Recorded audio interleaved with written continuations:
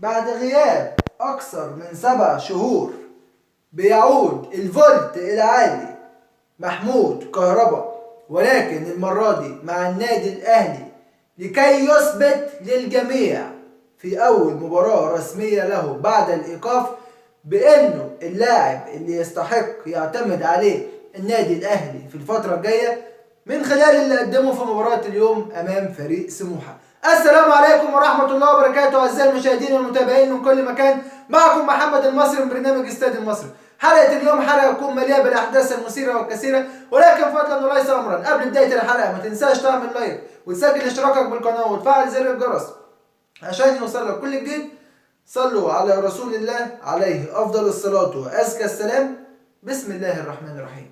مبدئيا كده وأولا وقبل أي حاجة، لو خدت بالك قبل ما اختم الحلقة بتاع امبارح، مين اللي طلع وقال ان النادي الاهلي لازم يكشر عن انيابه ويهاجم نادي سموحة في خلال اول ربع ساعة؟ مين اللي قال ان النادي الاهلي يقدر يسجل هدف واتنين في اول 10 دقايق او اول ربع ساعة يقتل بيها المباراة اكلينيكيا ويقضي على فريق سموحة بانه ما يكونش يقدر يرجع للمباراة ويسيطر على مجريات المباراة وان اللعيبة تكون على قلب رجل واحد وعلى مصلحة التيم؟ اللهم لك الحمد، كان العبد لله. في يوم تألق كهربا ورعونة الهاني سليمان حارس مرمى سموحة، بعد ما كان استفز جمهور الاهلي بعد ما استفزنا امبارح ببوستين كان منزلهم، لكن دايما بيجي الرد قوي وشرس ومضحك في نفس الوقت. الهاني يهنئ الاهلي ويهدي الاهلي هدفين، ولا اضحك من كده بصراحة. كرة تعدي من ما بين رجليه كوبري، وكرة تانية هدف تاني تعدي من تحت ايده في ليلة تألق وتوهج العائد بعد الايقاف محمود كهربا عشان ياخد المان اوف ذا ماتش ويصنع هدفين ويسجل هدف تشيب من فوق عمر صلاح الحارس البديل، بعد ان تم استبداد الهاني سليمان في اول ربع ساعة للهدفين اللي كان يتسبب فيهم. الهدف الاول تمريرة من لاعب محمود كهربا تعدي من ما بين رجل الهاني سليمان ويسجل الهدف الاول احمد عبد القادر. هدف تاني ايضا من صناعة كهربا، تسديدة من حمدي فتحي، ايضا الكرة بتعدي من تحت ايد الهاني سليمان وتسكن شباك سموحة. وهدف ثالث اسيست من حسين الشحات لكهربا اللي لعبها تشيب من فوق الحارس البديل عمر صلاح. ولكن تعالوا بقى نتكلم كورة شوية. مارسيل كولر قدر يحط ايديه على مفاتيح لعب نادي سموحة وعلى مجريات المباراة، وكان في دعم كبير جماهيري من جمهور النادي الاهلي للفريق منذ انطلاق المباراة وحتى نهايتها. ولكن مارسيل كولر يعني قدر يفكك دفاعات طارق العشري. احنا زي ما احنا عارفين طارق العشري مدرب دفاعي بحت، بيجي قدام النادي الاهلي او حتى الزمالك ويقفل منطقة الدفاع بتاعته. ولكن اياكوا ان تستفز النادي الاهلي، سواء كجمهور خصم، سواء كاداري، سواء كلاعب، سواء ايا كنت. شفت اللي حصل النهارده؟ الهاني سليمان قال تعالى اطلب الحاجه بكره وخدها على العيد الكبير. ده كان بوست كاتبه على الفيسبوك، وفي كان بوست تاني كاتب غدا القاك، اديك لقيتنا يا هاني. يا هاني ما تكتبش كده تاني، يا هاني روح اسمع الاغاني، يا هاني اياك تعاند الاهلي تاني، يا هاني شكرا على اجمل التهاني. الهاني سليمان بنشكره جدا لانه قدر يفتح لنا الماتش والمباراة، وقدر النادي الاهلي انه يسيطر في اول 10 دقايق ويسجل الهدفين زي ما كنت قلت امبارح. وان النادي الاهلي بيضرب موعد في مباراة نارية مع نادي بيراميدز، لكن هيعلن عنها الاتحاد المصري بعد رجوع النادي الاهلي من كأس العالم للأندية بإذن الله. شفنا النهارده لعيبة النادي الاهلي، وحابب اتكلم بصراحة اقول اللي ليا واللي عليا. محمد هاني قدم واحدة من افضل المباريات اللي لعبها مع النادي الاهلي. شفتوا خط النص يا جماعة بتاع النادي الاهلي؟ شفتوا اللاعب رقم 6 يا جماعة؟ اليو ديانج يا جماعة. اليو ديانج بسم الله ما شاء الله يا ابني، عيني عليك باردة ربنا يحرسك. اليو ديانج لو هنقيمه هو لاعب خارج التقييم، حرفيا شايل نص ملعب النادي الاهلي لوحده. هو وعلي معلول كانوا من نجوم المباراة بجانب محمود كهربا. قلت العائد من الإيقاف، ولكن أنا عندي تعقيب بأن دفاع النادي الأهلي ما زال فيه ثغرات، خاصة في مركز قلبي الدفاع. عندنا مباراة مهمة جدا يوم السبت مع نادي الزمالك.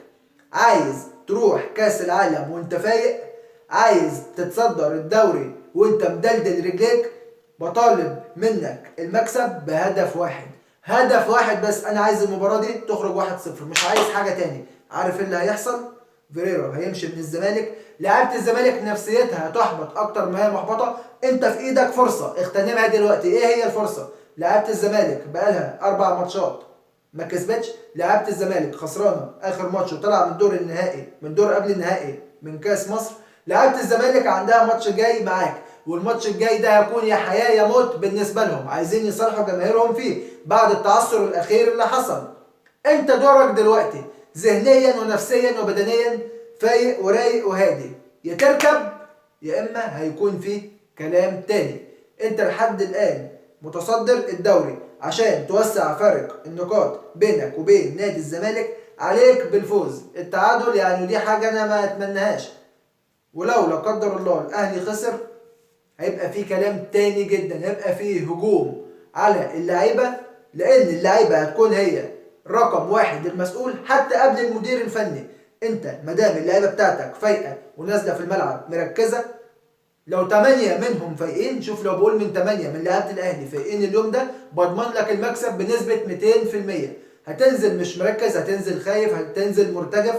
ولكن مع احترامي والله نادي الزمالك وجماهيره في الوقت الحالي فريق اقل من العادي. النادي الاهلي شرس جدا في تحولاته الهجوميه، النادي الاهلي خطير جدا في تمركز اللعيبه بتاعته.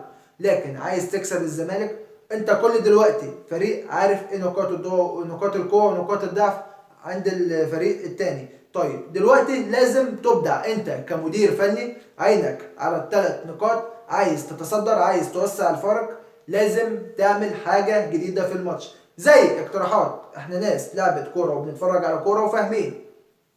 مباغتة نادي الزمالك كتشكيل اولا، كتمركز الوينجرز ثانيا، او حتى صانع اللعب، انك تعمل طريقة محورية لا مركزية. بمعنى الاثنين الوينجرز، طبعا عارف مين اللي هيمسك الباك رايت في حال اشراك حسين الشحات، او في الوينج الليفت ايا كان مين اللي هيلعب فيه، سواء كان احمد عبد القادر او لو هتنقل حسين الشحات وتجيب برونو سافيو.